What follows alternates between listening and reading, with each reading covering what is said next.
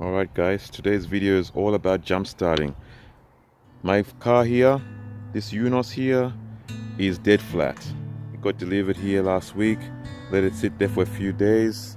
It had already a flat battery when they delivered it. They had it for about 6 months.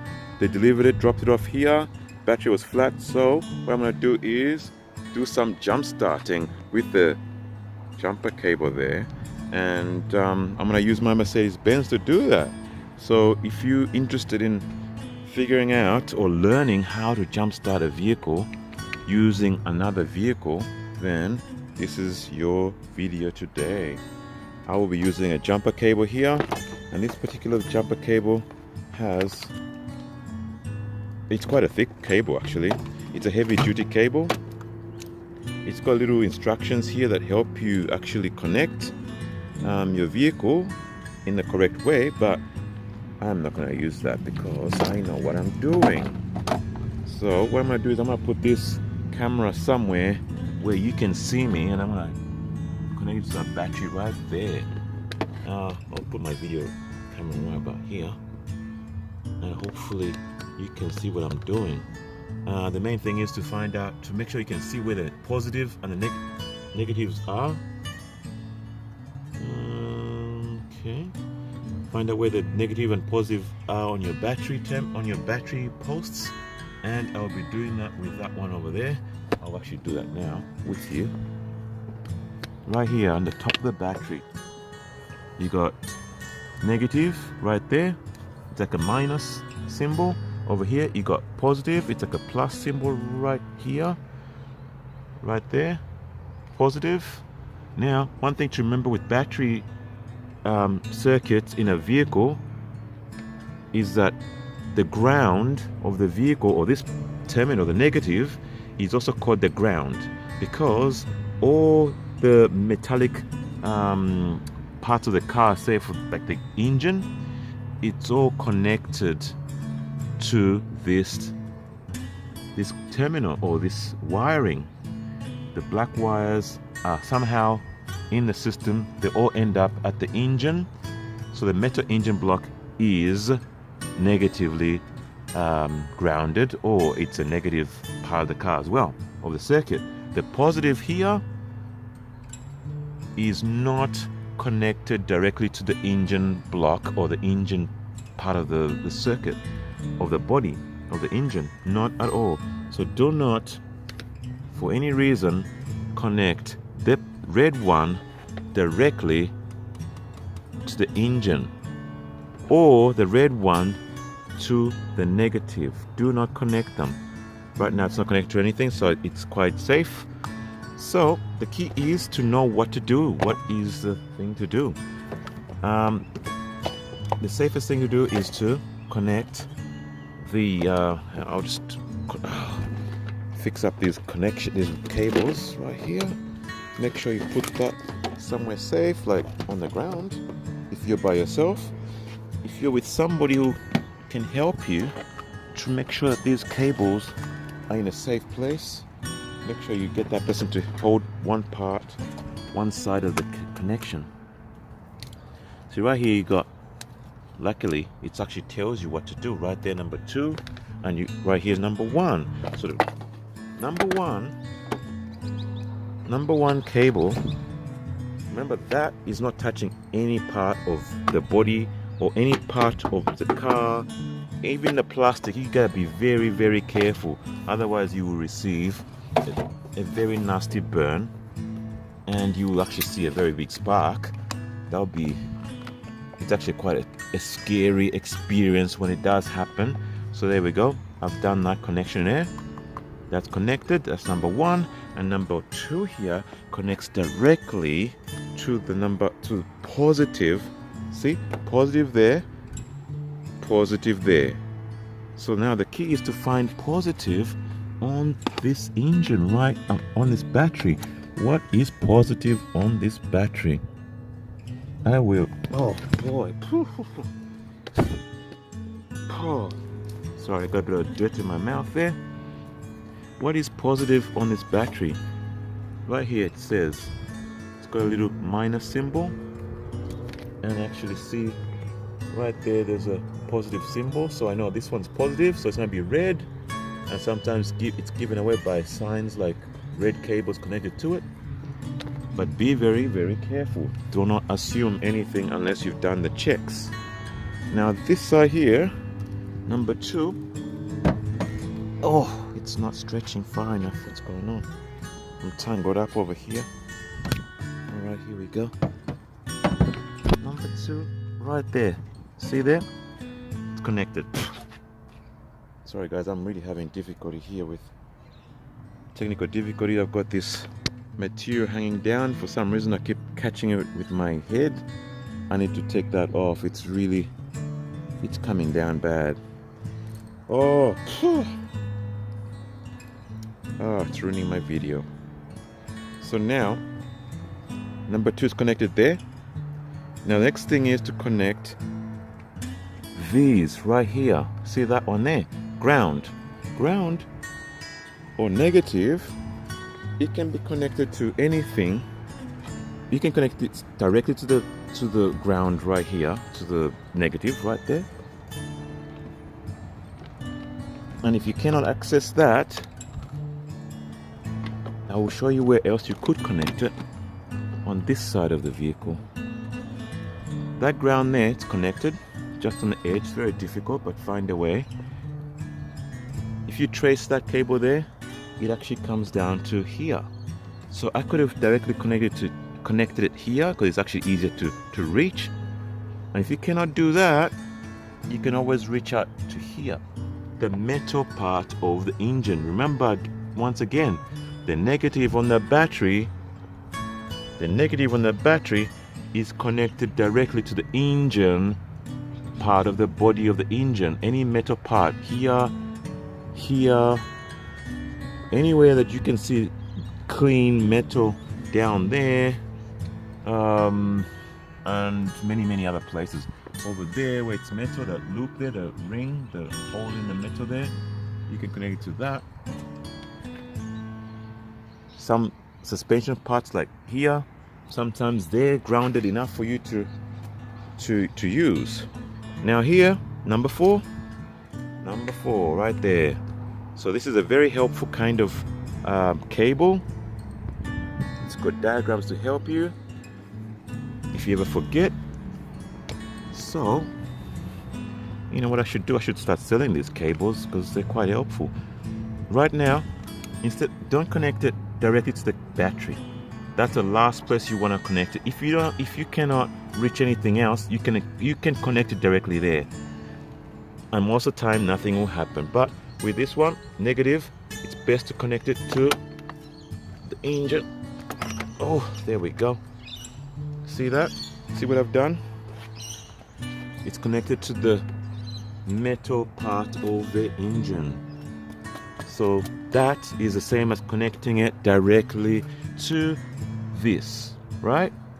Because that connects to that. That's ground. That is ground. The engine block is ground. Any metal part of the engine of the vehicle is ground right there.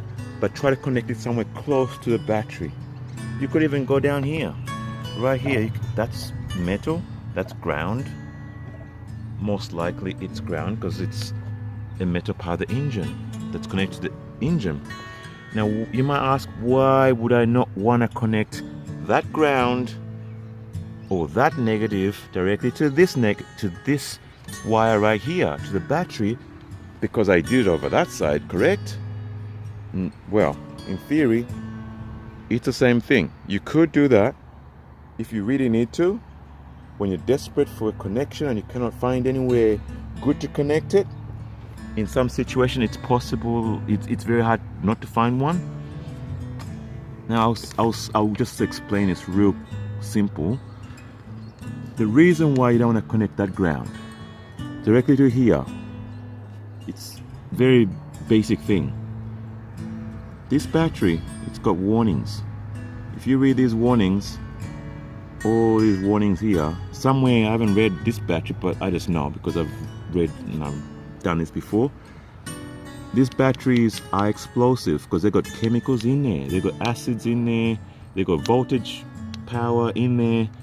and if you connect somehow, you connect it in a wrong way, you could generate a big enough spark here. If you make a mistake, if there's enough charge in here that you didn't know, that if it creates a big enough spark and the liquid or the fluid that's inside this battery leaks out somewhere through the seals, or it's somewhere, right? Fumes. That spark and that fume or that fuel or that liquid could cause a flame. And that flame could cause an explosion. Your battery could explode. Okay?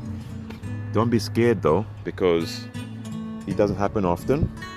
It does not happen often, but do not be too careless and think it's not going to happen to you, because most people do. I'm a mechanic. I've got plenty of experience, and many people have told me, oh, it doesn't, I've been doing this for 30 years and it hasn't happened to me. Well, it hasn't happened to you, but it's happened to somebody else.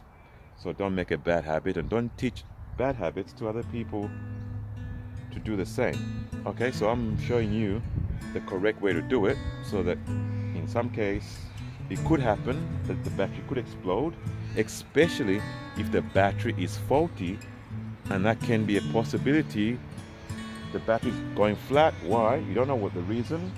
It could be a faulty battery, and if it's a faulty battery, then you don't want to play, you don't want to mess around and start guessing what to do.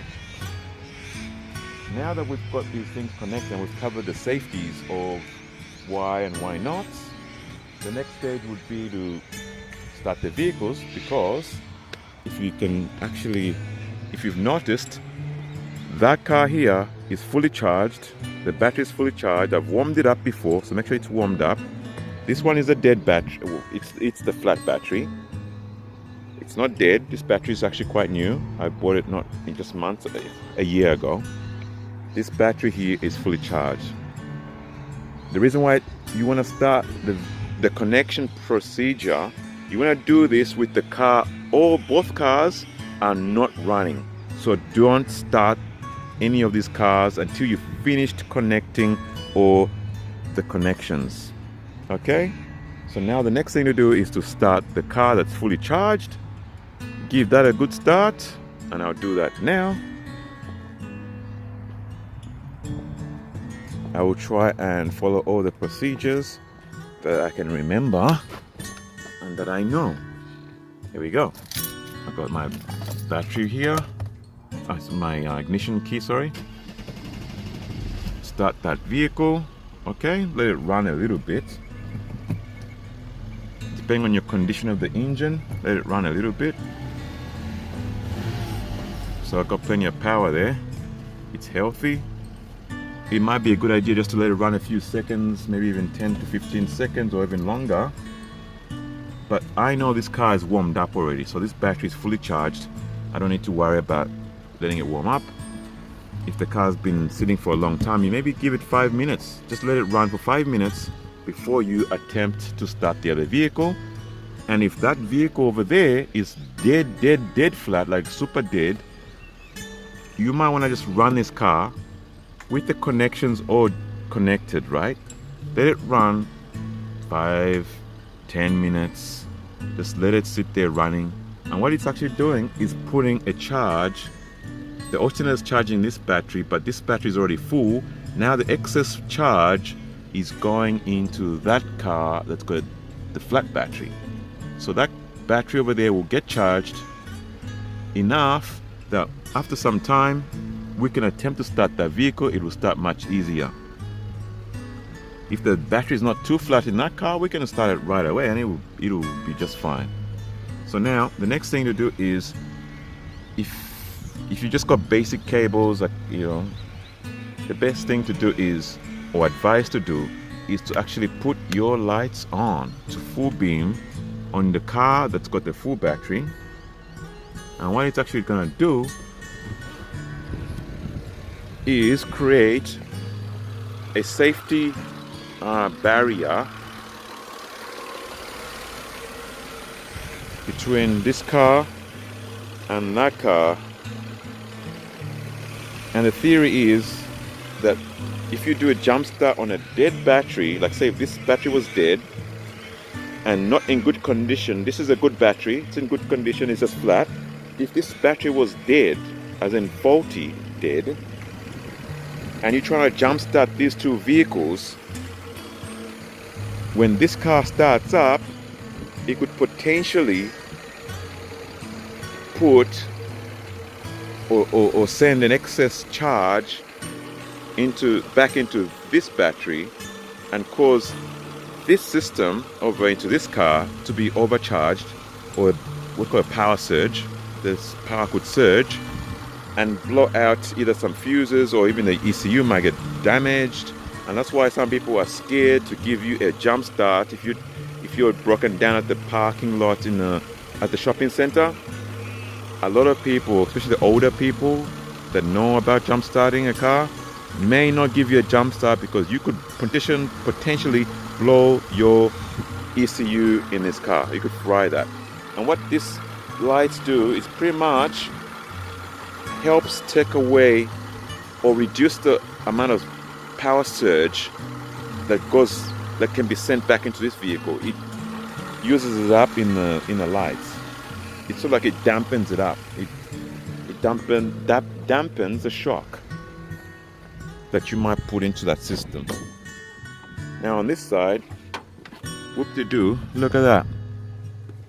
We've got lights. We're ready to go.